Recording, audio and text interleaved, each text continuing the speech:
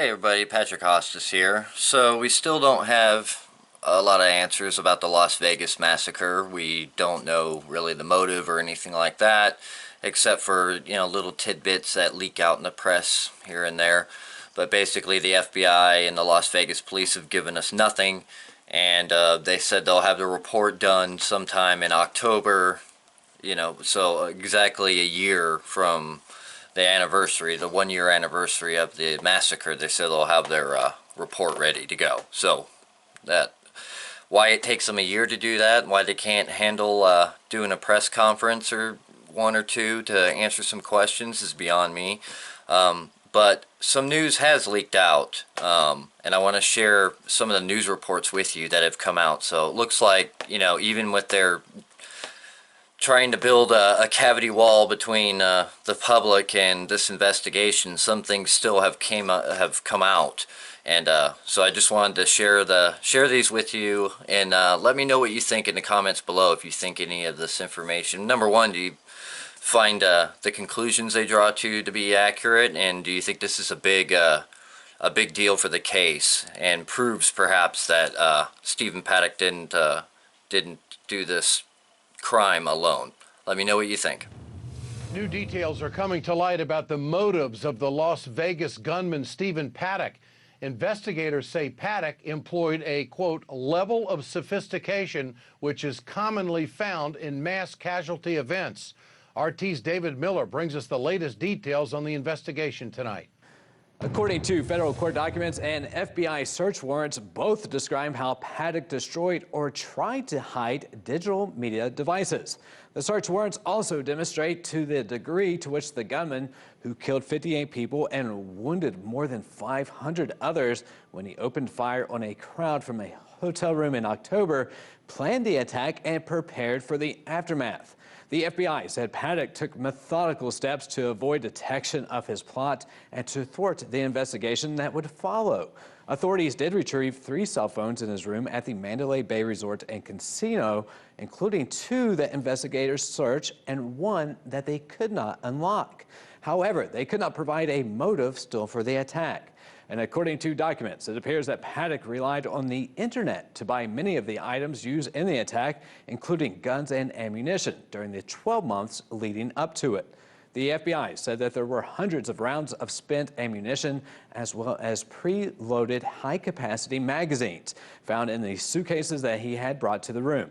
Investigators also found body armor, rangefinders, and a homemade gas mask.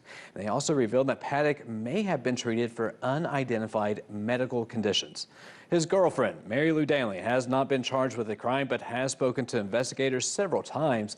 And Danley does confirm to authorities that she helped load magazines in the past for Paddock, and his physical and mental health seem to have deteriorated in recent months. Reporting from Washington, D.C., David Miller, RT America. All right, welcome back to the Ingram Angle here from Las Vegas. We're almost now 4 months after that deadly mass shooting, the worst in American history. Why do we still have so many unanswered questions? Let's turn to a couple of experts to break it all down. Former LAPD detective Mark Furman, who became a household name, of course, during the O.J. Simpson trial, and Randy Sutton, a former lieutenant with the Las Vegas Metropolitan Police Department.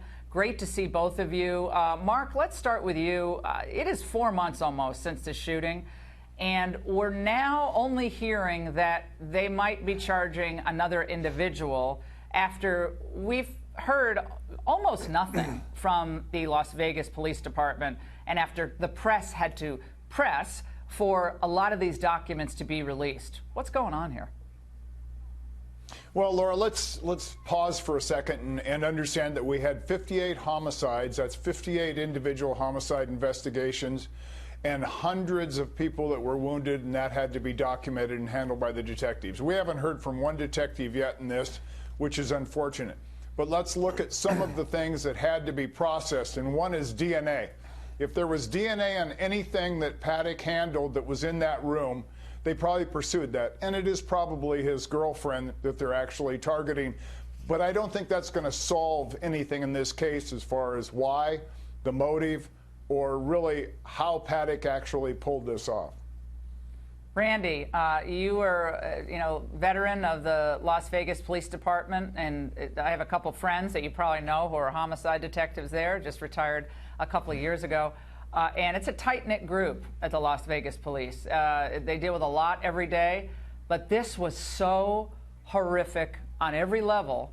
And what happens when we don't have regular updates or even press, briefings, I think, in a case like this, is that people start saying, well, what's really going on?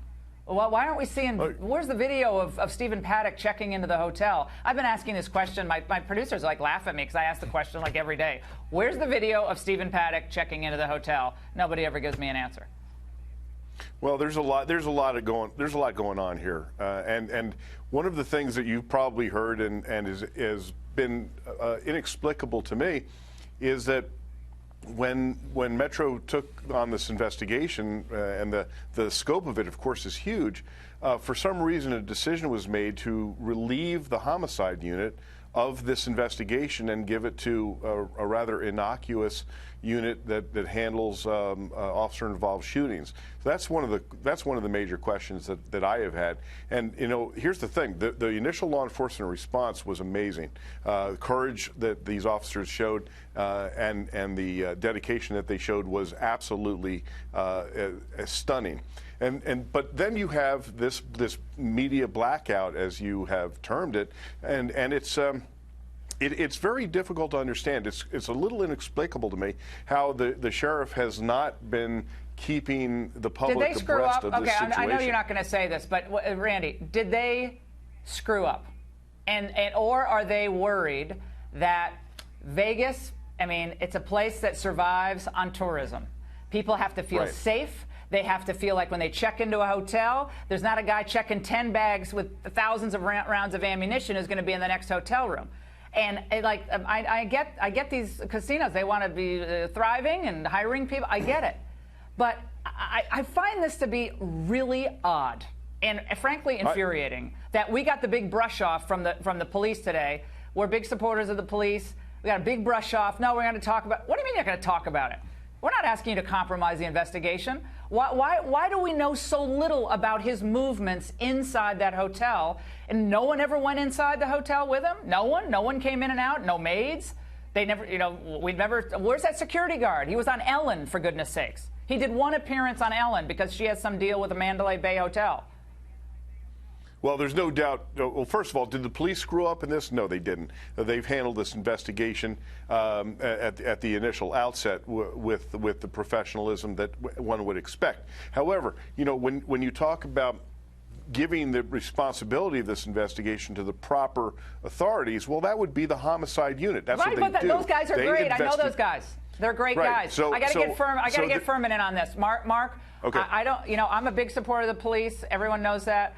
But this was we have 58 Americans dead. We had 498 injured, and we're monkeying around with we're not going to release this search warrant. We're not going to release that search warrant. Apparently we have one woman who got paid money while this thing was happening. Why he wired her money? She deleted her Facebook account, Mark, before his name was even released to the public. She's deleting Facebook accounts. That is odd. Well, look, Laura, Randy is absolutely correct. I think it's a slap in the face of the homicide detectives that do this for a living, an officer-involved shooting team. They also deal with deaths, but it's usually involved with officers. And I'm sure that the thought process was that they handle a lot of ballistics and a lot of tracking the path of bullets, and they'd be better handled or better, informed to handle this since the shooter is dead.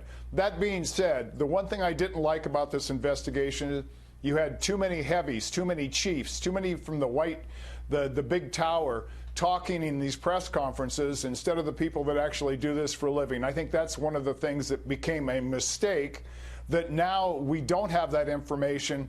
We also have civil litigation. We have hundreds of civil lawsuits that are undoubtedly looking at in the city of Las Vegas, Mandalay Bay, the police department, even though I believe, just like Randy, the police department did nothing because they had such a small window to actually act.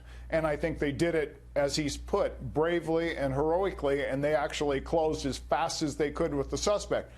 But Mandalay Bay and Las Vegas and an elected official that's handling the investigation, a sheriff, I think there's a lot of unsaid politics going on here.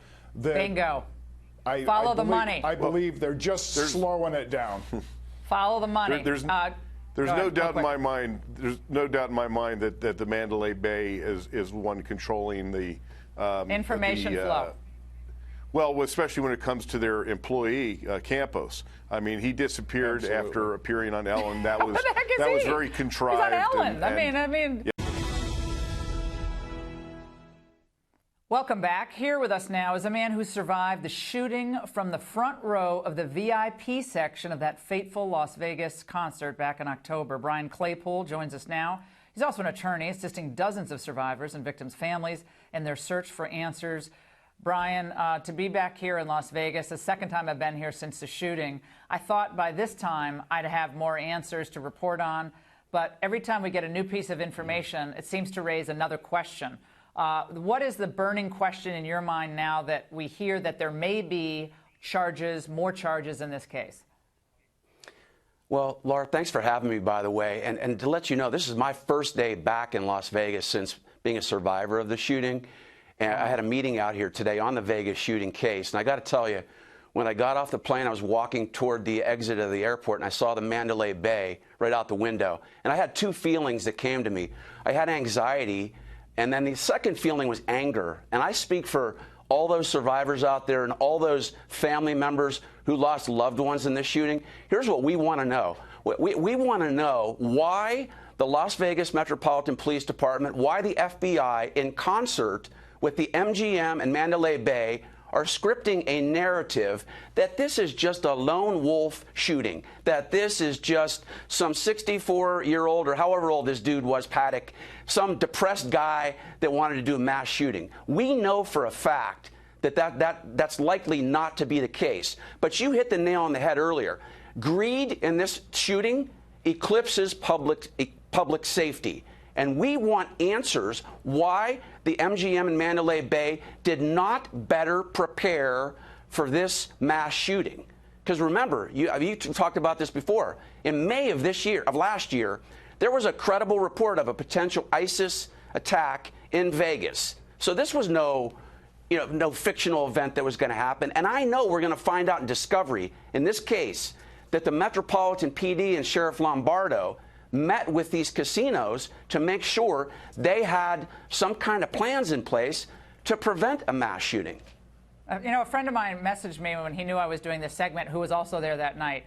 And he said, and you can confirm this, that when finally they allowed people to leave the vicinity, the ones who didn't already get out, they didn't check anyone who was leaving. So the police actually didn't, there was no check of, sometimes people blend in with the crowd. Obviously, this guy was on the multiple floors up, but even that was odd here. And we're almost out of time, so just final thoughts from you. Yeah, Laura, let me just tell you this. 20 seconds. I was in the Mandalay Bay. I stayed there. I was on the 26th floor. Let me tell you how bad the security was. The day after the shooting, I finally went to try to get back in my room, and there was finally a security guard there. He didn't even ask me for any ID. I just went right up to my room again. I'm sorry I have to cut you off, but unbelievable story. Well, can I stay on this? We're not letting it go. New details in the Las Vegas Massacre suggest Stephen Paddock's girlfriend may have known something was up. According to newly released FBI documents, Mary Lou Danley deleted her Facebook account 1 hour before the Las Vegas cops named Paddock as the man responsible for the deadliest mass shooting in modern U.S. history. 58 people were killed and more than 200 were wounded. The unsealed documents give the timeline. Emergency calls to police indicate Paddock began firing onto the crowd of concert goers around 10:08 p.m. At 2:46 a.m., Danley's Facebook account was deleted. And just about an hour later, authorities released Paddock's name to the public at 3:30 a.m. Now, Danley has remained adamant that she had no prior inclination of Paddock's intentions to conduct the attack, but her actions suggest otherwise. If Danley moved quickly after the shooting to hide her relationship with Stephen Paddock, what did she know and when? Leanne McAdoo, Infowars.com.